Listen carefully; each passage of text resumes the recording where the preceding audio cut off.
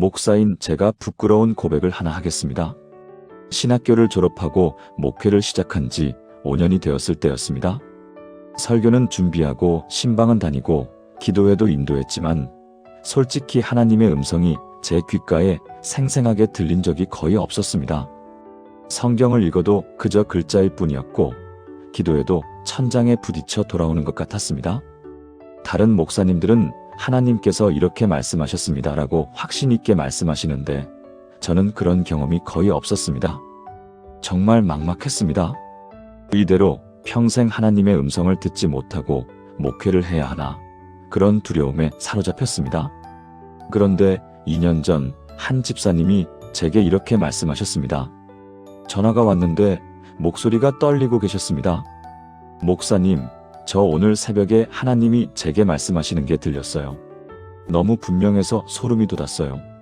목사님, 하나님의 음성이 정말 들려요. 그 말을 듣는 순간 제 마음이 무너졌습니다.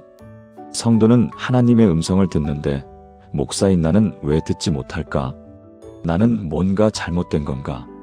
하나님이 나를 버리신 건가?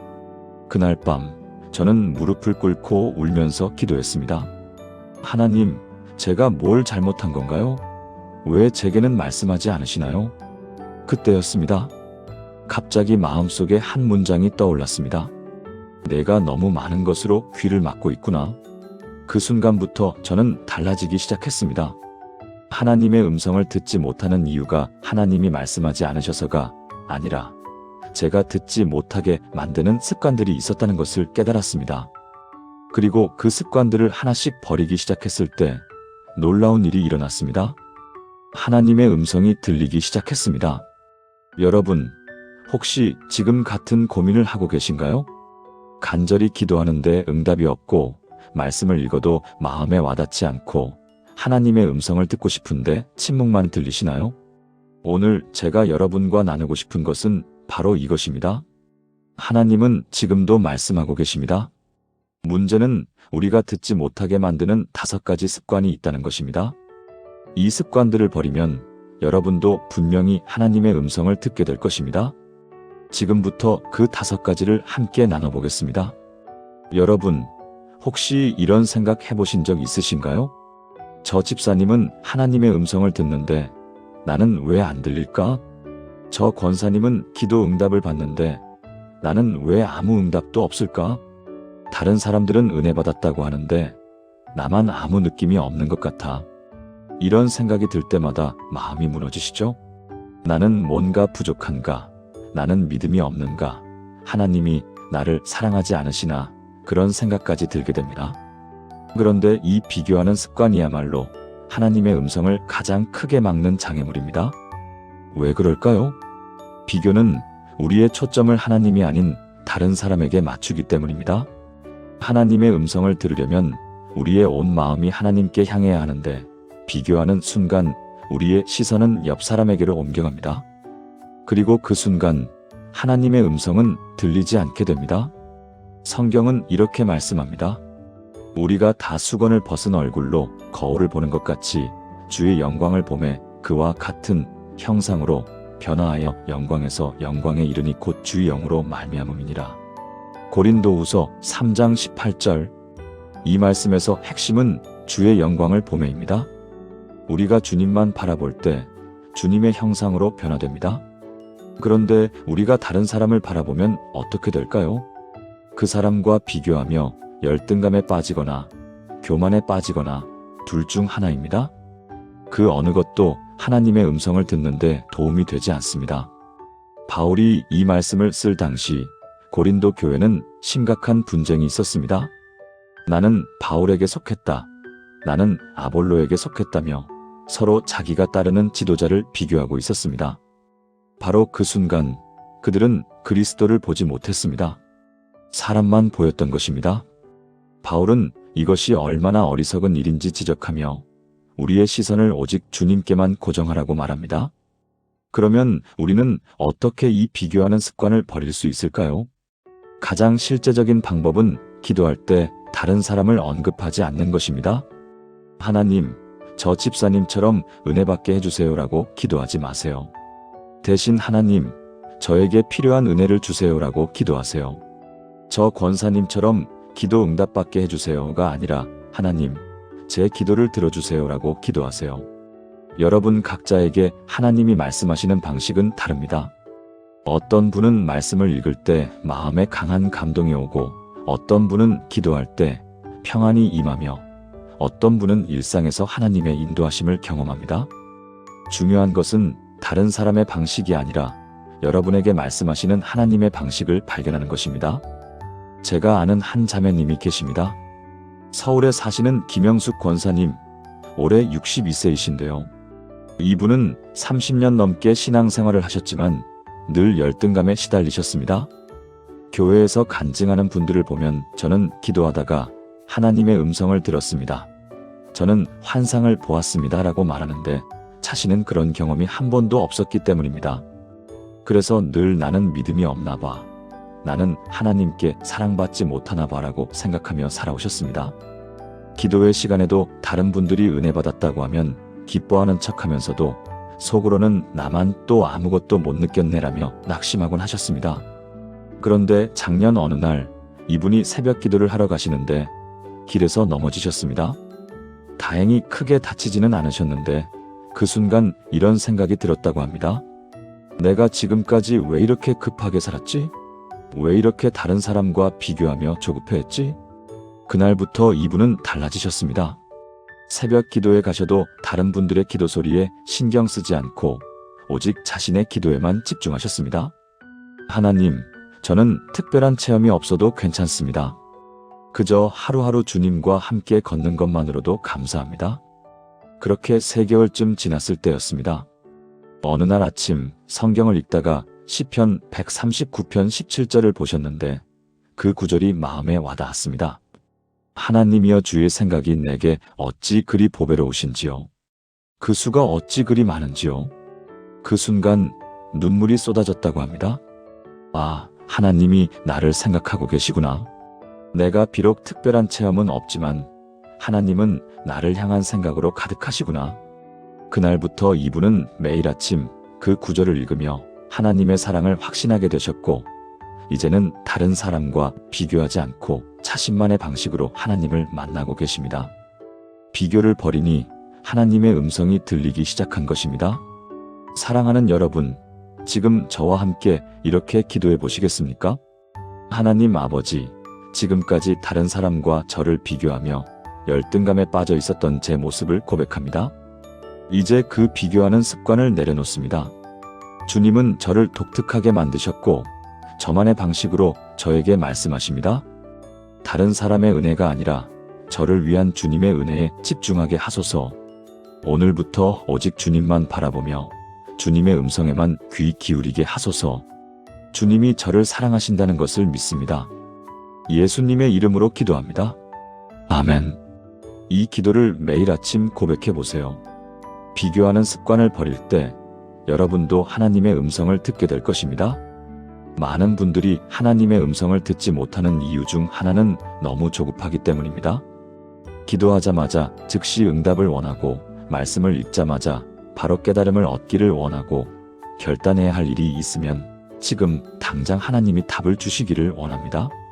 그런데 하나님은 종종 침묵하십니다. 아니, 정확히 말하면 우리가 조급해서 하나님의 음성을 듣지 못하는 것입니다. 하나님은 말씀하고 계시는데 우리가 너무 빨리 답을 구하느라 그 음성을 놓치는 것입니다. 생각해 보세요. 어린아이가 부모에게 엄마, 이거 뭐야? 라고 물었는데 부모가 설명을 시작하기도 전에 아이가 벌써 다른 데로 뛰어가 버린다면 어떨까요? 부모는 대답하려고 했지만 아이가 기다리지 않은 것입니다. 우리도 그렇습니다.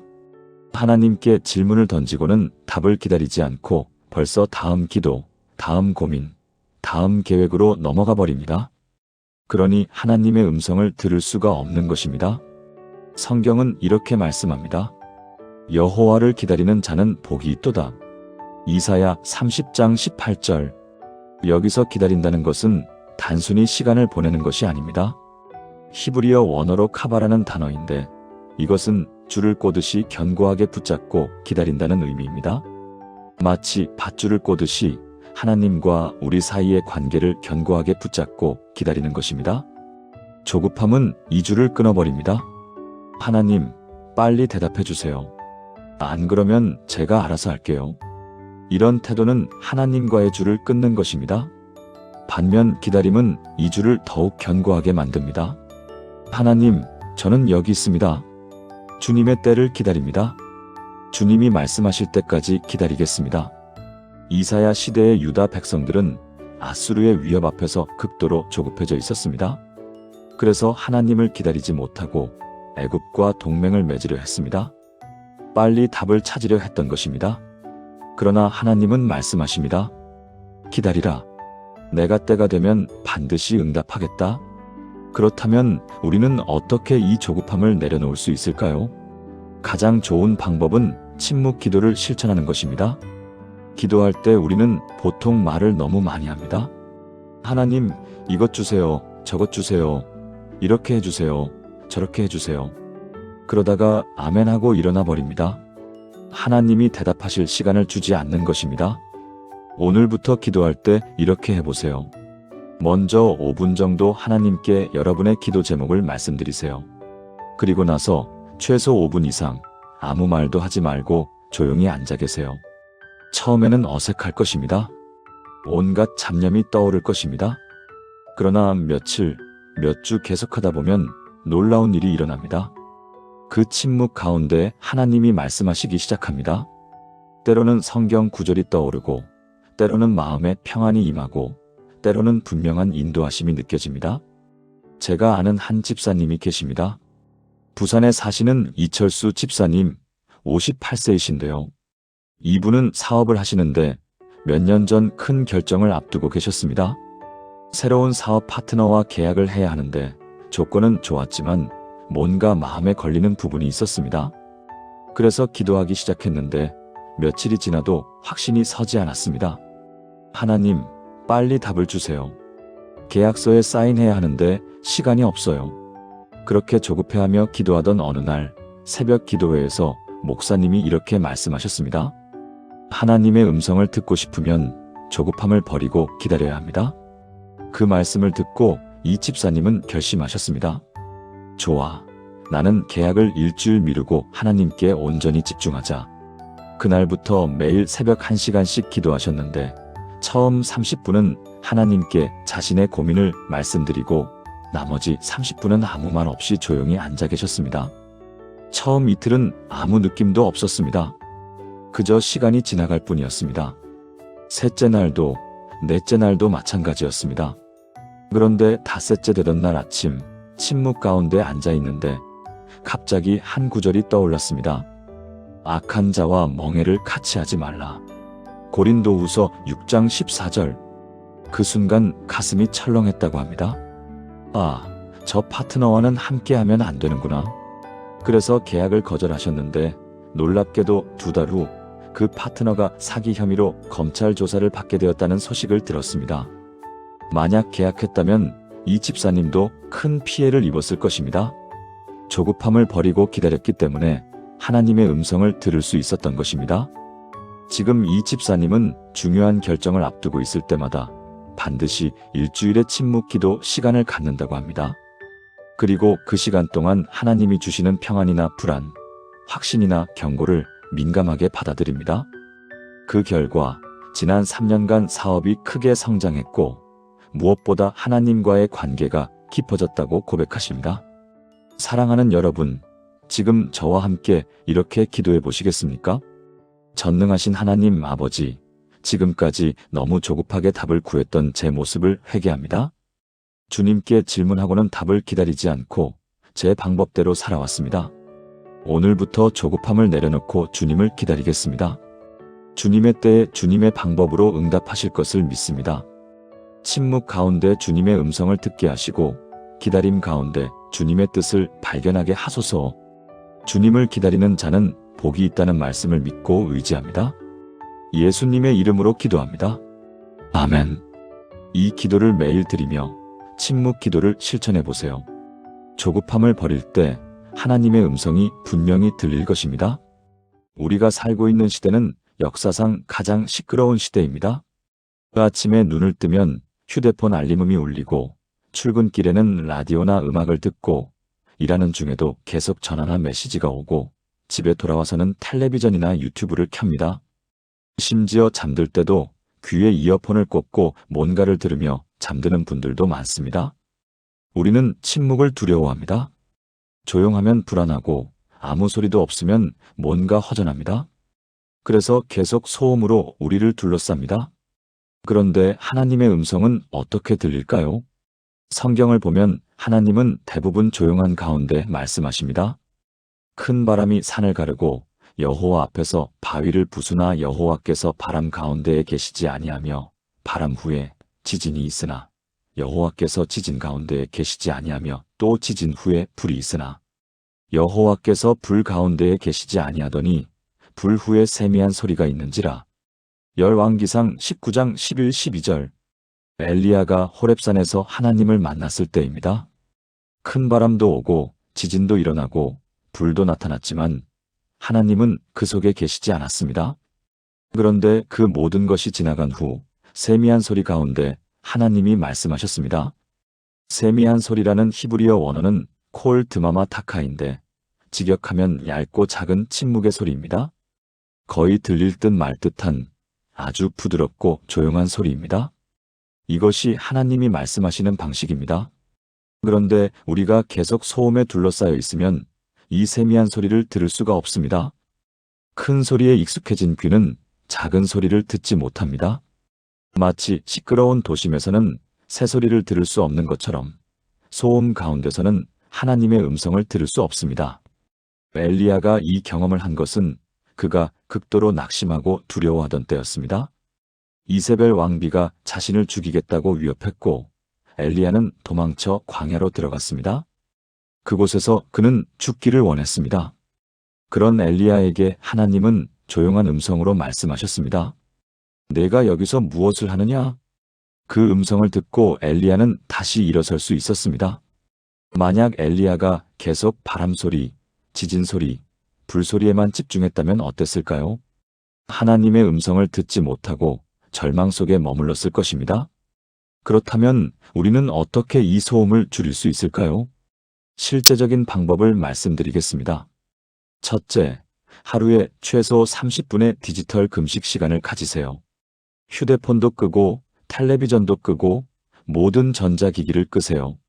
그리고 그 시간 동안 조용히 성경을 읽거나 기도하거나 산책하세요. 처음에는 너무 불편하고 답답할 것입니다. 그러나 일주일만 계속하면 그 시간이 하루 중 가장 소중한 시간이 될 것입니다. 둘째, 아침에 일어나자마자 휴대폰을 보지 마세요. 많은 분들이 알람을 끄고 바로 뉴스나 SNS를 확인합니다. 그 순간부터 우리의 마음은 세상의 소음으로 가득 차게 됩니다. 대신 일어나서 가장 먼저 하나님께 기도하고 말씀을 읽으세요. 하루의 첫 시간을 하나님의 음성으로 시작하는 것입니다. 제가 아는 한 권사님이 계십니다. 대구에 사시는 박순자 권사님 65세이신데요. 이분은 평생 정말 바쁘게 사셨습니다.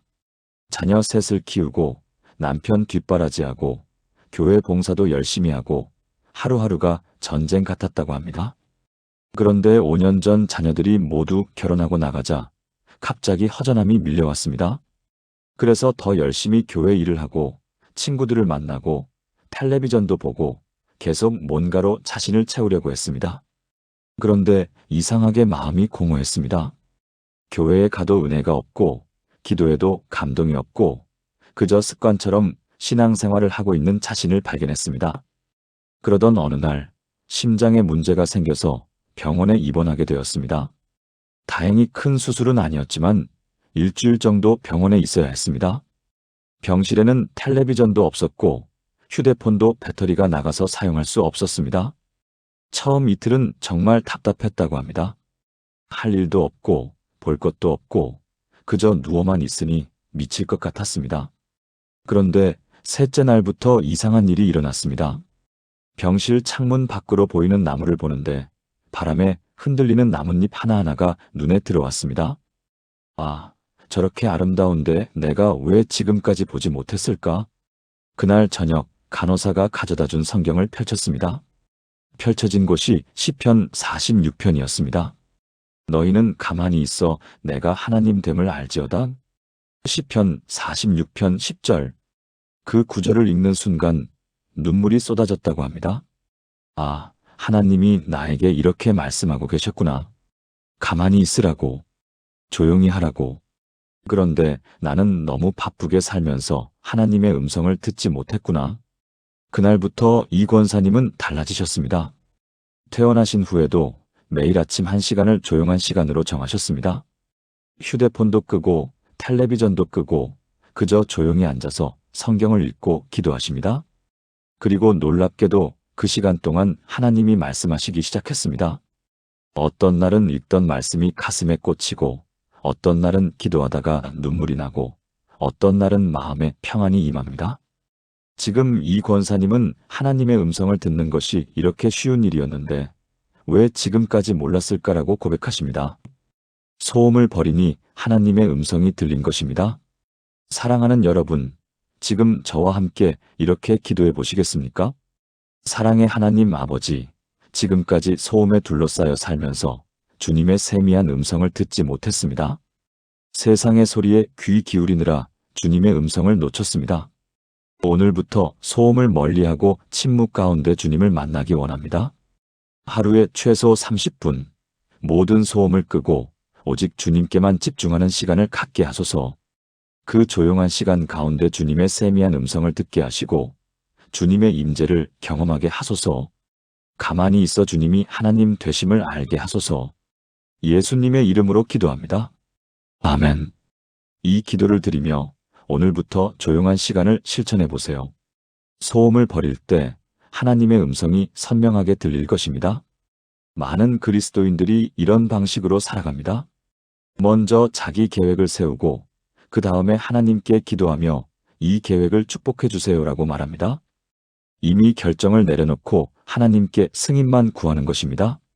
그런데 이것은 하나님의 음성을 듣는 자세가 아닙니다. 하나님의 음성을 들으려면 먼저 우리의 계획을 내려놓고 하나님, 원하시는 것이 무엇입니까? 라고 물어야 합니다. 그런데 이게 쉽지 않습니다. 왜냐하면 우리는 우리 인생의 주인이 되고 싶어 하기 때문입니다. 내가 원하는 것, 내가 계획한 것, 내가 꿈꾸는 것을 이루고 싶어 합니다. 그래서 하나님께 기도할 때도 하나님의 뜻이 무엇입니까? 보다 제 뜻을 이루게 해주세요라고 기도합니다. 물론 겉으로는 하나님의 뜻대로 하소서라고 말하지만 속으로는 제 뜻대로 되기를 바랍니다라고 생각합니다. 이런 자세로는 절대 하나님의 음성을 들을 수 없습니다. 왜냐하면 이미 내 귀가 내 목소리로 가득 차 있기 때문입니다. 성경은 이렇게 말씀합니다. 너는 마음을 다하여 여호와를 신뢰하고 내 명철을 의지하지 말라. 너는 범사에 그를 인정하라. 그리하면 내 길을 지도하시리라. 잠언 3장 5, 6절. 여기서 핵심은 내 명철을 의지하지 말라입니다. 명철은 우리의 지혜, 우리의 판단, 우리의 계획을 의미합니다. 하나님은 우리에게 이것을 먼저 의지하지 말라고 하십니다. 대신 범사에 그를 인정하라고 하십니다. 모든 일에 먼저 하나님을 인정하고 하나님께 물어보고 하나님의 뜻을 구하라는 것입니다. 그러면 하나님이 우리의 길을 지도하신다고 약속하십니다. 솔로몬이 이 잠언을 쓸 때 그는 이미 많은 경험을 통해 이 진리를 깨달았습니다. 그는 왕이 되었을 때 하나님께 지혜를 구했고 하나님이 그에게 지혜를 주셨습니다. 그러나 나중에 그는 자기 명철을 의지하기 시작했습니다. 많은 이방 여인들과 결혼하고 우상을 섬기게 되었습니다. 그 결과는 비참했습니다. 그래서 그는 이렇게 고백합니다. 내 명철을 의지하지 말라. 자기 계획이 아니라 하나님의 계획을 구하라는 것입니다. 그렇다면 우리는 어떻게 이 습관을 버릴 수 있을까요? 가장 좋은 방법은 빈손 기도를 드리는 것입니다. 기도할 때 우리는 보통 이미 마음속에 답을 정해놓고 기도합니다. 하나님, 제가 이 일을 하려고 하는데 축복해 주세요. 하나님, 제가 이 사람과 결혼하려고 하는데 인도해 주세요. 하나님, 제가 이 사업을 시작하려고 하는데 성공하게 해주세요. 이것은 하나님의 뜻을 구하는 기도가 아니라 내 뜻을 승인해달라는 기도입니다. 대신 이렇게 기도해 보세요. 하나님, 저는 아무것도 모릅니다. 제 생각도, 제 계획도 모두 내려놓습니다. 하나님이 원하시는 것이 무엇입니까? 제게 보여주세요. 이것이 빈손 기도입니다. 내 손에 아무것도 쥐지 않고 빈손으로 하나님 앞에 나아가는 것입니다. 그러면 하나님이 그 빈손에 당신의 뜻을 채워주십니다. 제가 아는 한 청년이 있습니다. 인천에 사는 최민호 집사님 35세인데요. 이분은 대학을 졸업하고 대기업에 취직했습니다. 연봉도 좋고 직장 분위기도 좋았습니다. 그런데 3년쯤 일하던 중에 갑자기 신학교에 가고 싶다는 마음이 들었습니다. 처음에는 그냥 지나가는 생각인 줄 알았는데 몇 달이 지나도 그 마음이 사라지지 않았습니다. 그래서 기도하기 시작했습니다. 그런데 기도하면서도 이미 마음속으로는 결정을 내렸습니다. 나는 신학교에 갈 거야. 하나님도 분명 원하실 거야. 부모님께 말씀드렸더니 극구 반대하셨습니다. 좋은 직장 그만두고 신학교라니 정신 차려라. 그러나 이 청년은 하나님의 뜻이니까라며 강행하려고 했습니다. 그때 담임 목사님이 이렇게 말씀하셨습니다. 민호야, 내가 정말 하나님의 음성을 들었는지 확실해? 혹시 내 열정이 하나님의 음성이라고 착각하는 건 아닐까? 다시 한번 기도해봐. 이번에는 내 계획을 완전히 내려놓고 기도해봐. 그 말씀을 듣고 이 청년은 고민에 빠졌습니다. 사실 자신이 이미 결정해놓고 하나님께 승인만 구했다는 것을 깨달았기 때문입니다. 그날부터 다시 기도하기 시작했습니다. 이번에는 이렇게 기도했습니다. 하나님, 제가 신학교에 가고 싶어 하는 것을 아십니다. 그러나 그것이 제 뜻인지 하나님의 뜻인지 잘 모르겠습니다. 제 계획을 내려놓습니다. 하나님이 원하시는 것이 무엇입니까? 신학교에 가기를 원하시면 가겠고 직장에 남기를 원하시면 남겠습니다. 제게 분명히 보여주세요. 그렇게 2달 정도 기도했습니다. 그런데 신기하게도 신학교에 가고 싶다는 마음이 점점 약해지는 것이었습니다.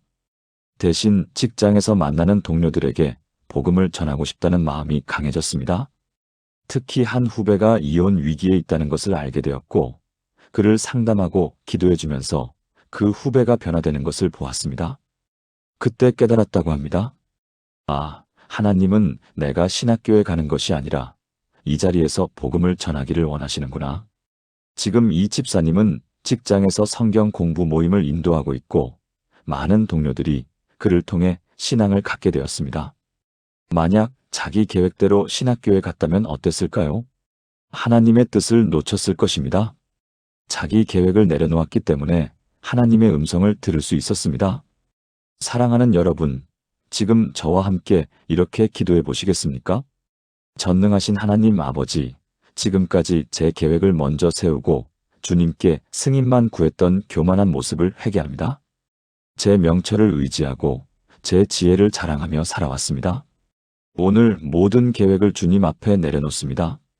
제가 원하는 것이 아니라 주님이 원하시는 것을 행하기 원합니다. 빈손으로 주님 앞에 나아가니 주님의 뜻으로 제 손을 채워주소서. 범사에 주님을 인정하고 주님의 인도하심을 따르게 하소서. 주님이 제 길을 지도하실 것을 믿고 의지합니다. 예수님의 이름으로 기도합니다.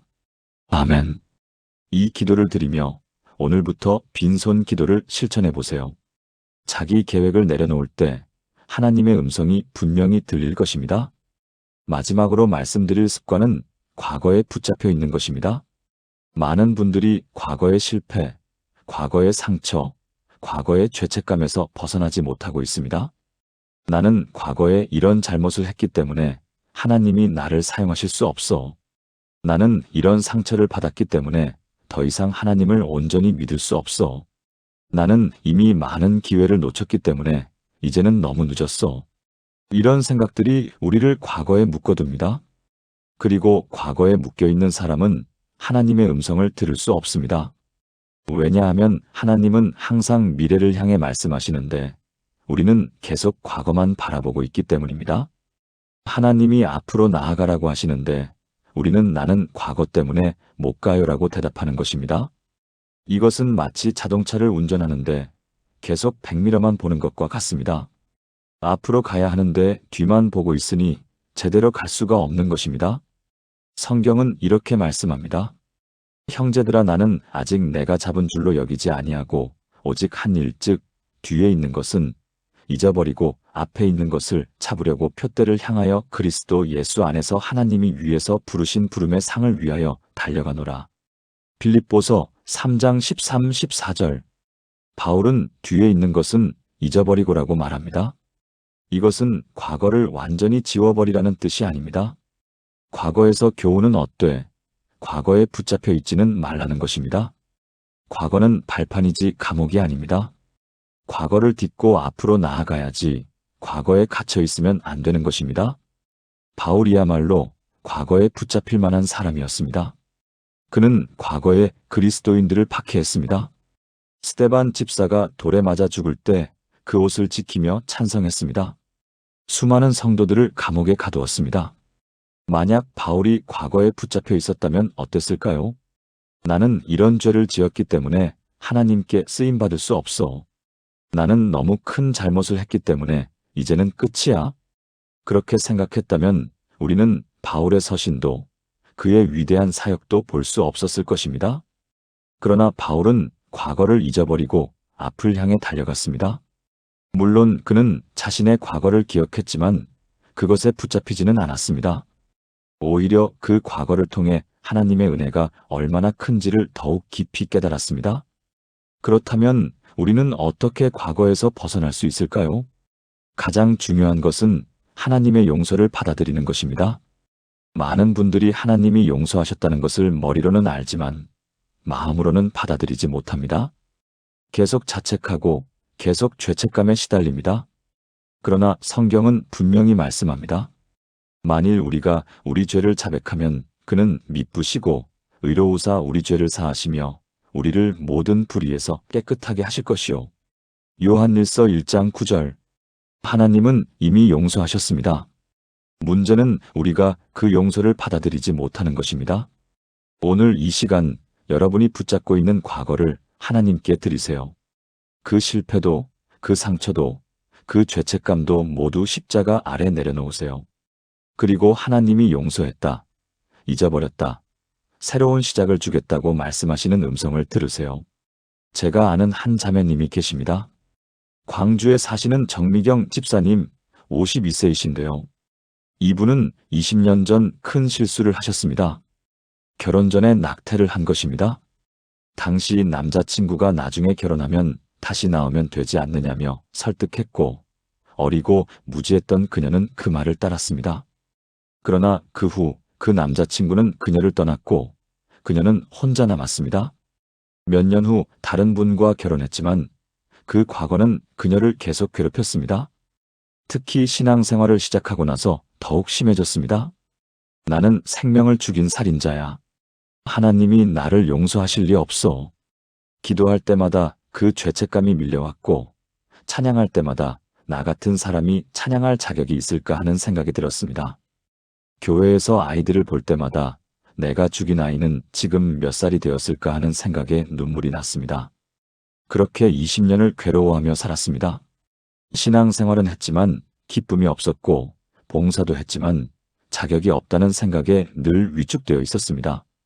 그런데 2년 전 교회에서 특별 집회가 있었습니다. 강사 목사님이 과거의 죄책감에서 벗어나라는 제목으로 설교하셨는데 마지막에 이렇게 말씀하셨습니다. 여러분이 붙잡고 있는 그 과거, 하나님은 이미 용서하셨습니다. 십자가에서 다 이루었다고 하셨습니다. 이제 여러분이 그 용서를 받아들일 차례입니다. 그 말씀을 듣는 순간 정 집사님은 울음을 터뜨렸습니다. 예배가 끝나고 그 목사님께 찾아가 자신의 과거를 고백했습니다. 목사님은 그녀의 손을 잡고 함께 기도해 주셨습니다. 하나님 아버지, 이 자매가 20년간 짊어진 죄책감을 지금 십자가 아래 내려놓습니다. 주님의 보혈로 깨끗하게 씻어주시고 새로운 삶을 살게 하소서. 그날 밤 정 집사님은 생애 처음으로 평안한 잠을 잤습니다. 20년 만에 처음으로 악몽 없이 죄책감 없이 편안하게 잠들었습니다. 다음 날 아침 눈을 떴을 때 세상이 달라 보였다고 합니다. 아, 내가 정말 용서받았구나. 하나님이 나를 사랑하시는구나. 그날부터 이 집사님은 완전히 달라지셨습니다. 기도할 때 담대함이 생겼고, 찬양할 때 기쁨이 넘쳤고, 봉사할 때 자유로움이 있었습니다. 무엇보다 하나님의 음성이 들리기 시작했습니다. 과거에 붙잡혀 있을 때는 들리지 않던 하나님의 음성이 과거를 내려놓자 선명하게 들렸습니다. 지금 이 집사님은 교회에서 생명 존중 사역을 시작하셨습니다. 낙태를 고민하는 젊은 여성들을 상담하고 자신의 경험을 나누며 그들이 바른 선택을 하도록 돕고 계십니다. 과거의 아픔이 지금은 다른 사람을 돕는 통로가 된 것입니다. 만약 그녀가 계속 과거에 붙잡혀 있었다면 어땠을까요? 하나님의 음성도 듣지 못하고 이런 귀한 사역도 할 수 없었을 것입니다. 과거를 내려놓았기 때문에 하나님의 음성을 들을 수 있었고 하나님께 쓰임받을 수 있었습니다. 사랑하는 여러분, 지금 저와 함께 이렇게 기도해 보시겠습니까? 자비로우신 하나님 아버지, 지금까지 과거에 붙잡혀 살면서 주님의 새로운 계획을 보지 못했습니다. 과거의 실패, 과거의 상처, 과거의 죄책감이 저를 묶어두었습니다. 오늘 그 모든 과거를 주님 앞에 내려놓습니다. 주님의 십자가가 저의 모든 죄를 용서하셨고 주님의 사랑이 저의 모든 상처를 치유하셨음을 믿습니다. 뒤에 있는 것은 잊어버리고 앞에 있는 표대를 향해 달려가게 하소서. 주님이 예비하신 새로운 미래를 바라보게 하시고 주님의 음성을 들으며 나아가게 하소서. 과거는 끝났고 새 것이 되었음을 고백합니다. 예수님의 이름으로 기도합니다. 아멘. 이 기도를 드리며 오늘 과거를 완전히 내려놓으세요. 과거에서 벗어날 때 하나님의 새로운 음성이 분명히 들릴 것입니다. 지금까지 나눈 5가지 말씀을 하나의 기도로 드리겠습니다. 함께 기도하시겠습니까? 전능하시고 자비로우신 하나님 아버지, 오늘 이 시간 하나님의 음성을 듣지 못하게 만드는 5가지 습관에 대해 깨닫게 하시니 감사합니다.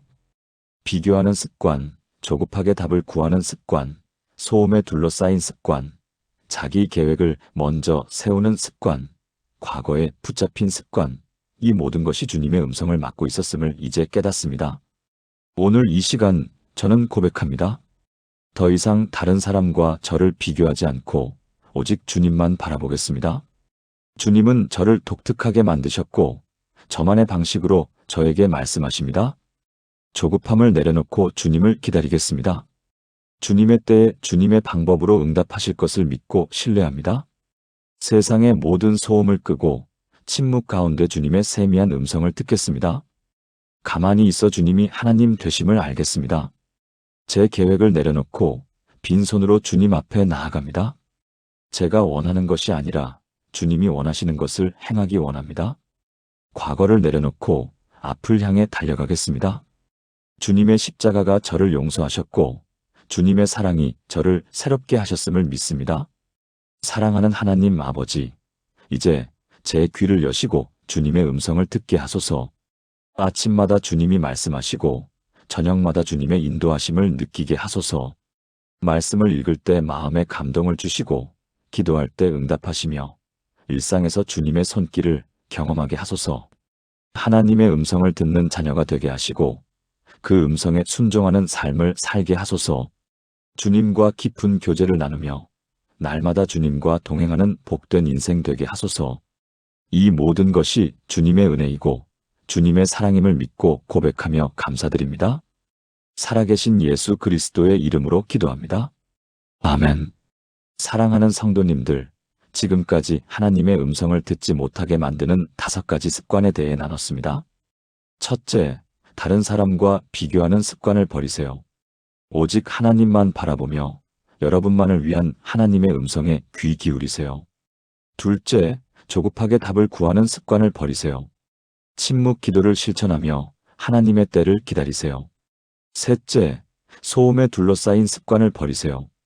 매일 조용한 시간을 가지며 하나님의 세미한 음성을 들으세요. 넷째, 자기 계획을 먼저 세우는 습관을 버리세요. 빈손으로 하나님 앞에 나아가며 하나님의 뜻을 구하세요. 다섯째, 과거에 붙잡힌 습관을 버리세요. 과거를 내려놓고 하나님이 주시는 새로운 미래를 향해 나아가세요. 이 5가지 습관을 버릴 때 여러분은 분명히 하나님의 음성을 듣게 될 것입니다. 하나님은 지금도 말씀하고 계십니다. 문제는 하나님이 침묵하시는 것이 아니라 우리가 듣지 못하게 만드는 장애물들이 있었던 것입니다. 오늘 이 시간 그 장애물들을 모두 제거하시길 바랍니다. 그리고 매일 하나님의 음성을 듣는 복된 삶을 살아가시길 바랍니다. 하나님의 음성을 듣는 것은 특별한 사람들만의 특권이 아닙니다. 하나님의 자녀라면 누구나 하나님의 음성을 들을 수 있습니다. 여러분도 오늘부터 시작하세요.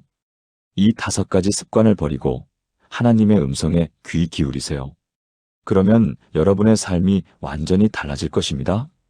더 이상 혼자가 아니라 하나님과 동행하는 삶, 더 이상 방황하지 않고 하나님의 인도를 받는 삶, 더 이상 두려워하지 않고 하나님의 보호 아래 사는 삶을 살게 될 것입니다. 오늘 이 말씀이 여러분의 마음에 닿았다면 좋아요를 눌러주시고 댓글로 아멘이라고 고백해 주세요. 그리고 더 많은 분들이 이 은혜를 함께 나눌 수 있도록 공유도 부탁드립니다. 여러분 모두가 매일 하나님의 음성을 듣고 그 음성을 따라 살아가는 복된 인생 되시길 축복합니다. 하나님의 은혜가 여러분과 여러분의 가정에 충만하시길 기도합니다. 감사합니다.